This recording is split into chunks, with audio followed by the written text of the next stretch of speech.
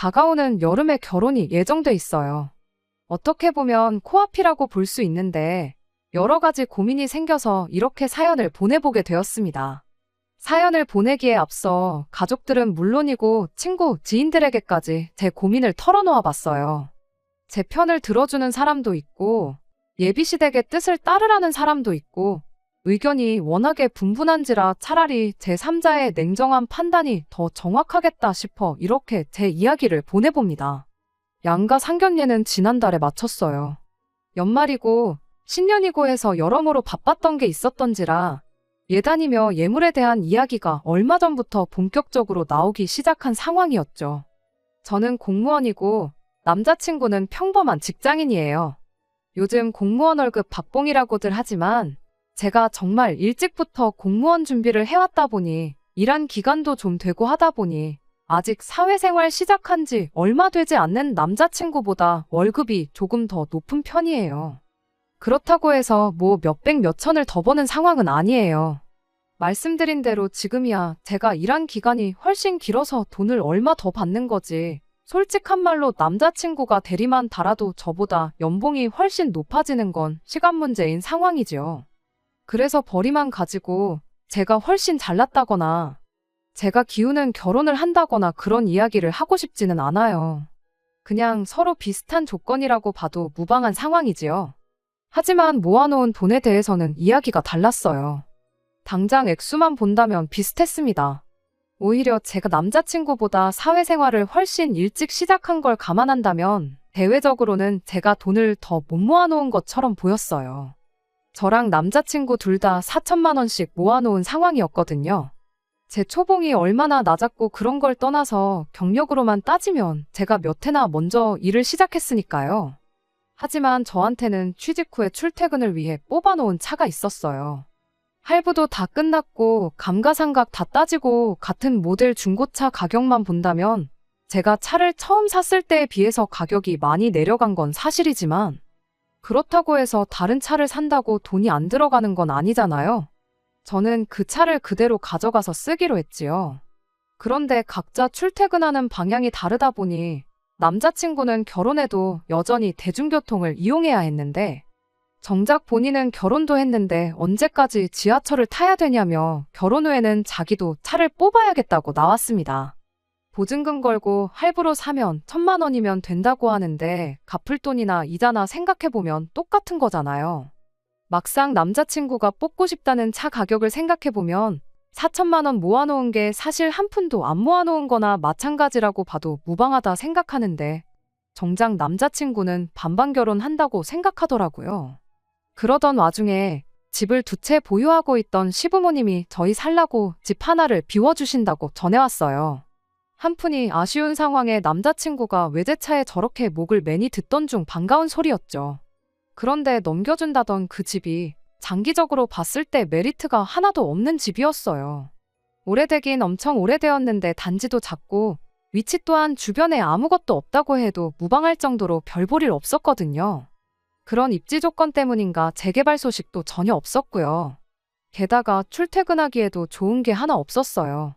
둘 중 한 명 직장이랑 가깝기라도 했다면 그나마 생각이라도 한번 해봤겠는데 이건 뭐 차를 타도 대중교통을 이용해도 출퇴근에만 들어가는 시간이 어마어마했습니다. 그렇다고 집에서 지하철역이 가까운 것도 아니고 버스 노선도 차라리 걸어가는 게 빠르겠다 싶을 정도로 엉망이었거든요. 한푼이 아쉬운 와중에 집을 해준다는 사실만 가지고 감지덕지해야 하는 게 맞긴 하지만 아무리 그래도 이게 맞나 싶었어요. 출퇴근하면서 오며 가며 버리는 시간도 계산해봐야 하고 집이 저렇다 보니 솔직히 동네 치안도 별로 안 좋아 보이고 그랬거든요. 게다가 예비시 부모님도 투자 용도로 사놓은 집이지 실거 주목적으로 사놓은 게 아니어서 리모델링까지 새로 해야 할 판이었습니다. 먼저 새들어 살던 분이 집도 워낙에 지저분하게 쓰셔서 벽지 코너마다 곰팡이가 잔뜩에 샤시에서도 바람이 술술 들어오는 게 감기 걸리기 딱 좋겠더라고요. 이럴 바에 이 집을 급매로라도 정리를 하고 그 돈과 우리 모아놓은 돈을 합쳐서 새로 집을 구하자고 했어요. 남자친구한테도 당분간 차 살 생각은 말고 나도 내 차 팔아서 돈을 보탤 테니 그렇게 해보자고 했죠. 못해도 금매로 내놓으면 1억 초반은 받을 집이었으니 거기에 제 차까지 정리해 저희 두 사람 돈을 합치면 2억 정도 마련할 수 있지 않겠나 싶은 계산이었거든요. 그럼 적어도 여기보다 훨씬 더 좋은 환경의 위치까지 고려해서 집을 구할 수 있을 거라 생각했습니다. 그런데 예비시댁에서 반대를 해왔어요. 꼭 그 집에서 신혼살림을 차리는 조건이어야 한다더군요. 그게 아니면 그 어떤 지원도 해줄 생각도 없다고요. 오히려 저를 보고 요즘 것들은 이래서 안 된다며 혀를 차더라고요. 제가 거기에 살기 싫어하는 이유가 오래된 아파트라서 그러는 거 아니냐고 하면서요. 그것도 이유 중 하나인 건 사실이지만 그것만이 이유는 아니라고 제가 생각했던 문제점들을 집어서 말씀드렸죠. 오히려 저보고 아무것도 모른다고 뭐라고 하더라고요. 현재까지도 그 어떤 재개발 소식이 없으니까 더더욱 그 집이 메리트가 있는 집인 거 모르냐고 하더라고요. 요즘 것들은 겉만 번지르르 하지 알맹이는 보잘것없다고 겉만 번지르르한 집에 살고 싶어 하는 걸 보니 딱 알겠다는 겁니다. 지금은 아무 소식이 없으니 똥파리들이 꼬이지 않아서 저런 거지. 재개발 호재 하나만 터지면 그것만 가지고도 집값이 2배는 넘게 상승할 거라고 확신을 하고 있었어요. 괜히 헐값에 정리했다가 그 집이 대박이라도 나면 당신들은 배가 아파서 어떻게 사냐며 죽어도 그 꼴은 못 보겠다고 막무가내더군요. 예비시댁에서 저렇게 완강하게 나오니 제가 어쩔 도리가 없었습니다. 차라리 집을 지원받지 말고 우리 힘으로 어떻게든 해봐야 하나 이런 생각이 드는 와중에 이어서 또 어이없는 요구를 해오더군요. 자고로 남자 쪽에서 집을 해오면 여자 쪽에서 집값의 20%를 예단으로 해오면 기타 결혼식 비용은 다 부담하는 거 알고 있냐고 물어오며 미리 적어놓은 예단 리스트를 저한테 들이밀더라고요. 예단은 욕심내지 않고 별로 안 적었다고 하면서 예단을 조금만 받는 대신에 그 집 리모델링비 3천만 원을 저희 집에서 해주면 되겠다고 견적서를 들이밀더라고요. 이야기 꺼내기 전에 같은 식당 같은 식사 자리에서 똑같은 밥을 먹었는데 이 사람들이 뭘 잘못 먹고 이런 이야기를 다 꺼내나 싶었습니다. 게다가 가만 듣고 보니 말도 앞뒤가 안 맞았어요. 집값이 20%는 해오는 거라더니 막상 예단 리스트에 집 리모델링 견적서에 적혀있는 금액만 합쳐도 5천만 원이 넘었거든요. 결혼식 비용에 신혼여행 이것저것 합쳐서 계산해보면 거기서도 2천은 우습게 나올 테고요. 제가 새로 집을 구하자는 의견을 내면서 주변 부동산 시세를 조사했을 때 금매로 1억 초반에 내놔도 팔릴까 말까한 집이란 건 이미 알고 있던 상황이었거든요. 진짜 넉넉 잡아 인심 후하게 쳐줘서 시세를 1억 5천으로 잡고 계산해줘도 20%는 커녕 거의 절반을 요구하는 거나 마찬가지잖아요. 저는 일부러 제 앞에 들이밀은 예단 리스트며 리모델링 견적서를 쳐다보지도 않았고 말도 아끼면서 한마디도 하지 않았고 예비시 부모님을 빤히 쳐다보고만 있었어요. 이런 제 반응을 예상 못했는지 조금 당황스러워하다가 아무튼 이렇게 할 테니까 부모님하고 한번 잘 상의해보라며 후다닥 자리를 뜨더라고요. 예비시 부모님이 자리를 떠나고 난 뒤에 남자친구한테 이게 맞냐고 제가 한마디 물어봤어요. 남자친구는 그래도 지불해주는 게 어디냐며 좋은 점만 생각하자는데 뭐가 문제인지도 모르는 것 같아서 일단 알겠다고 말했고 그 뒤로 2주째 이 핑계 저 핑계 대면서 남자친구랑 만나지도 않고 있는 상황이에요. 당연히 그날 이후로 결혼 준비 아무것도 시작한 거 없고요. 제가 확신이 서질 않아서 주변 사람들한테 제 이야기를 전하고 의견 물어보러 다녔죠. 시작할 때 말씀드린 것처럼 의견이 분분한 상황이에요. 남자친구 말처럼 좋은 게 좋은 거라고 집 해준다는데 우리가 이득 아니냐. 재개발 호재가 없어도 집값은 언젠간 오르게 되어 있다 하면서 남자친구랑 예비시댁 말이 맞다는 사람도 있고요. 1억 5천도 안 되는 집 가지고 선심 쓰는 척 생색내는데 막상 남자친구가 차까지 뽑아버리면 그건 반반 결혼도 못 되고 오히려 저랑 저희 집에서 돈을 더 해가는 거나 마찬가지 아니냐는 사람도 있고요. 의견이 반반 갈리다 보니 저도 도무지 갈피를 못 잡겠네요. 제가 이기적인 건지 싶기도 하고요. 그래서 이렇게 여러분들 의견 한번 들어보고자 사연 보내봤어요. 그냥 친한 동생한테 조언해준다 생각하고 기탄 없이 이야기해주시면 참 감사하겠습니다. 안녕하세요. 몇 주 전에 결혼 문제로 사연 보냈던 쓰니입니다. 결론부터 말씀드리면 속 시원하게 파혼하고 돌아왔어요. 그 이야기 전해드리려고 이렇게 다시 한번 제 사연을 보내게 되었습니다. 처음엔 다시 한번 남자친구와 이야기를 해보기로 했었어요. 사랑하니까 결혼하기로 한 건데 돈 얼마가 중요하냐며 저희 부모님까지 나서서 좋은 점만 생각하라고 저를 설득하셨거든요. 저도 남자친구가 좋아서 결혼을 결심한 건데 너무 계산적으로 조건만 따지고 있는 게 아닌가, 나야말로 속물이 아닌가 그런 생각도 들어서 최대한 긍정적으로 생각하기로 했습니다. 하지만 그렇다고 해서 호구 잡혀서 살겠다는 생각은 아니었어요. 예비시댁에서 원하는 대로 하는 만큼 저도 확실히 짚고 넘어갈 건 짚고 넘어가야겠다고 생각했거든요. 그래서 다시 한번 예비시 부모님과 같이 해서 자리를 마련했습니다. 이야기를 시작하기 앞서서 저희 집에서도 예비시댁에서 제안했던 리모델링이며 예단은 아무 이야기 안 나오도록 준비하기로 했다는 사실을 말해줬습니다. 대신 결혼식 비용은 절반씩 하는 게 좋겠다고 말을 꺼냈습니다. 축의금 나오는 게 있으니까 이 비용 부분에 대해서는 문제가 없을 거라고 생각했고, 예비시 부모님 표정이 떨떠름해 보였지만 일단 이야기를 계속 해보라던 게 제가 무슨 이야기를 하느냐 한번 보자고 하는 것 같아 보였습니다. 그리고 확실하게 집 명의 문제는 짚고 넘어가고 싶다고 했어요. 사실 생각해보면 1억 초반대 집을 받으면서 혼수도 해오고 예단도 해오고 거기에 3천만 원이나 들여서 리모델링을 한다는데 솔직히 공동명의를 요구 못할 이유가 있나 싶었습니다. 그런데 대번에 공동명의는 안 되겠다고 싫다고 잡아떼더라고요. 그렇게 하면 수지타산이 안 맞는다나요? 저는 그게 언제 뜰지도 모르는 그 집값 때문에 그러는 줄 알았는데 그것만 가지고 그런 게 아니었어요.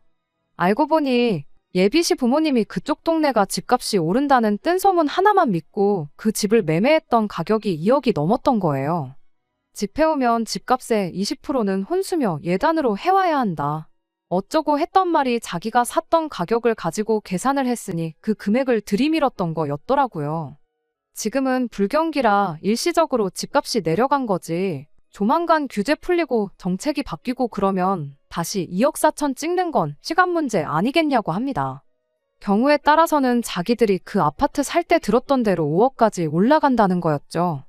지금 가격이 1억 1천만 원인 건 생각도 안 하고 자기들이 5억이 넘어갈 아파트를 넘겨주는 건데 고작 리모델링하고 혼수 예단 당연히 해오는 걸 빌미로 공동명의를 요구하다니 뻔뻔함에도 정도가 있어야지 않냐며 개거품을 물면서 저보고 아주 결혼 한번 잘해서 집 한 채를 거저먹으려고 드냐며. 얼굴은 아주 아무것도 모르는 척 순진하게 생겨가지고 속은 시꺼먼 게 도둑놈 신보가 보통이 아니라고 하더라고요. 누가 누구한테 할 소리를 아들 결혼 빌미로 다 쓰러져가는 아파트 리모델링이나 예비며느리한테 떠넘기는 주제에 그딴 소리를 하고 있냐는 말이 목구멍까지 차올랐습니다. 그런데 제가 한마디 따지기도 전에 이딴 소리 하려고 바쁜 사람 오라가라 했냐며 저보다 먼저 자리에서 일어나더라고요. 그래서 더 말할 것도 없겠다 싶어서 그냥 저도 그 자리에서 포기해버렸어요. 금매 시세 1억 1천만 원짜리 집을 가지고 2억 넘는 집 해주는 것처럼 생각하고 있는데 리모델링이고 혼수에 다니고 나발이고 남자친구 집에서는 저를 예비며느리가 아닌 언젠가는 5억까지 치솟을 지들 명에 집 한 채를 푼돈 내고 거저먹으려 드는 도둑놈으로 생각하는 게 뻔히 보였거든요. 제가 저를 스스로 조건 따지는 속물 아닌가 생각한 게 우습다 싶을 정도로 진짜 돈 10원짜리 한 장까지 따지는 속물들이 바로 제가 결혼까지 생각했던 남자의 부모였어요. 남자친구는 지 부모님을 따라가야 하나 저를 달래서 포기를 시켜야 하나 고민하는 것처럼 보였는데 결국에는 나중에 연락하겠다며 자리를 뛰쳐나갔습니다. 실망스럽긴 했지만 오히려 다행이었죠. 괜히 저 설득하겠다고 징징거리면서 매달렸으면 그것만으로도 스트레스였을 테니까요. 뛰쳐나가면서 계산도 안 했더라고요. 예비시 부모, 아니 그 아줌마 아저씨가 계산을 했을 거라고 생각하지는 않았지만 뒤따라 나간 남자친구도 결국 똑같은 사람이었던 거예요. 하기야 그렇게 생각했으니 그깟 다 쓰러져가는 집 한 채 가져온다는 걸로 부모님 뜻에 따르자고 저를 설득했겠죠. 혼자서 남자친구와 그 부모가 먹은 밥값을 계산하고 있는데 열이 잔뜩 날 상황에서도 오히려 마음이 차분하고 편안해지더라고요. 길게 끌 것 없이 이렇게 후련하게 끝내준 게 오히려 고마운 거 아닌가 하는 생각이 들었어요. 집에 돌아와서 저희 부모님한테 있었던 일 그대로 전해드렸어요. 그런 줄도 모르고 잘 해결해보자고 제안했던 게 미안하다며 사과를 하시더라고요. 사실 부모님이 저한테 사과하실 일은 아니잖아요. 저야말로 잘 알아보지도 않고 저렇게 인격이 파탄난 사람들하고 한 가족이 되려고 생각했던 게 죄송할 따름이지 않냐고 제가 더 죄송하다고 사과를 드렸네요. 여기서 끝났다면 그냥 적당히 서로 재다가 파혼했구나 싶은 그냥 평범한 파혼 이야기였을 텐데 그렇게 남자친구와 헤어진 뒤 연락도 없이 일주일 정도 지나가던 얼마 전이었어요.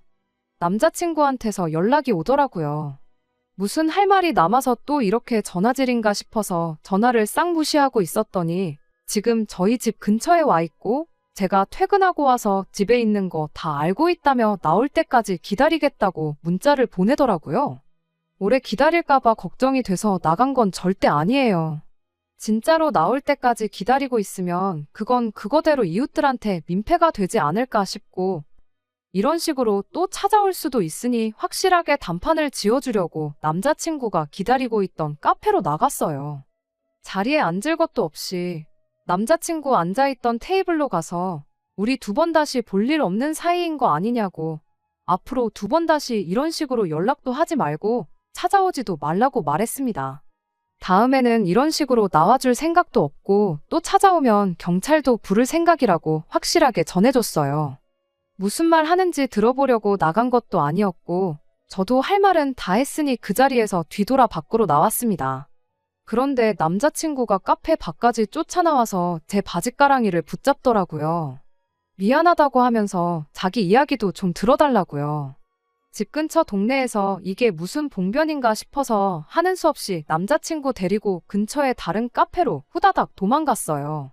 방금 전 카페에서는 이목이 집중될 것 같아 싫었고 동네에서 괜히 아는 사람이라도 보면 망신살 아주 제대로일 것 같아서 후다닥 무슨 소리 하는지 듣고 보내버릴 생각이었습니다. 남자친구는 저를 보자마자 침울한 표정으로 그냥 제가 하자는 대로 할 걸 그랬다며 시간을 돌릴 수만 있다면 돌리고 싶다고 후회가 된다고 말을 꺼내더군요. 일주일 만에 돌변해서 또 무슨 이야기를 하는 건가 싶었는데 참 부모라는 사람들이 너무하긴 했다 싶어서 남자친구가 다 안쓰러워졌네요. 가머니설에 소가 2억 5천에 들어간 집이 현재 1억 초반대에 거래가 되고 있다고 했잖아요. 그런데 세상에 그 집에 사실 대출이 8천이나 남아 있었답니다. 남자친구네 부모님은 집값이 언젠가 5억으로 올라가기만 하면 이자로 날려먹은 손해도 다 메꾸게 될 거라며 꾸역꾸역 그 집을 쥐고 있었던 거예요.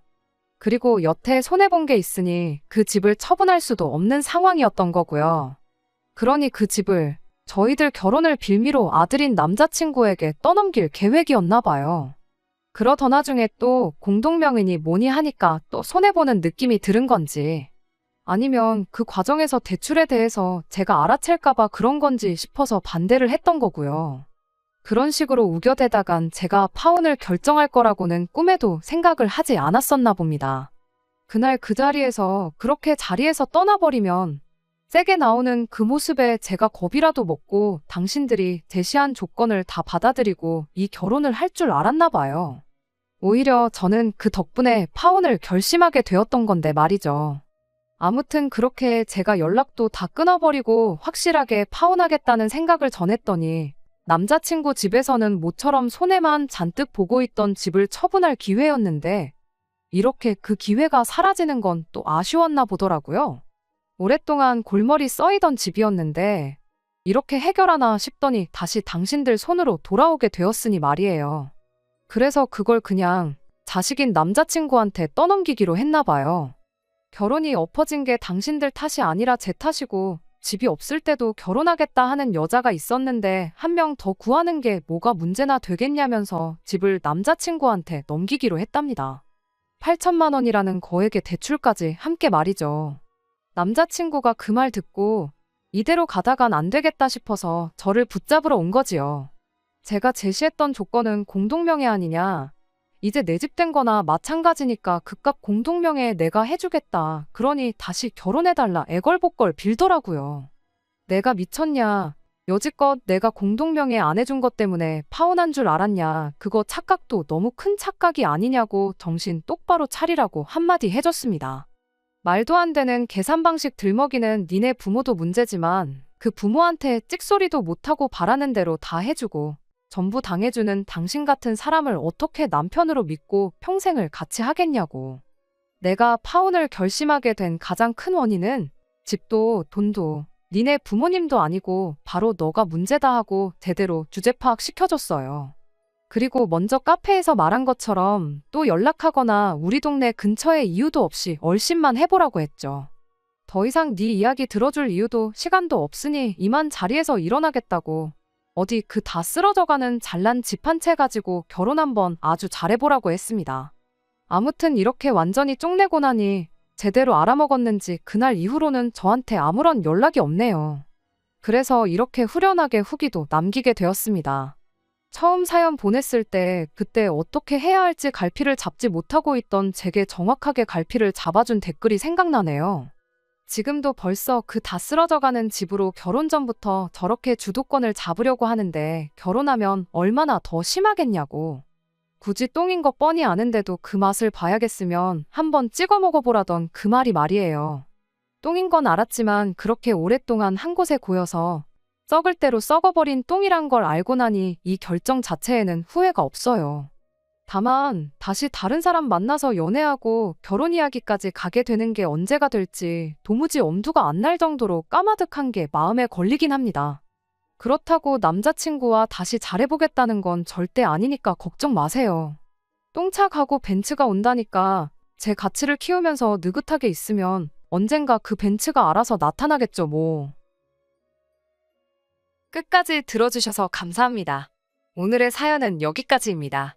구독과 좋아요, 알람 설정 부탁드리고 더 좋은 사연으로 다시 찾아뵙겠습니다. 감사합니다.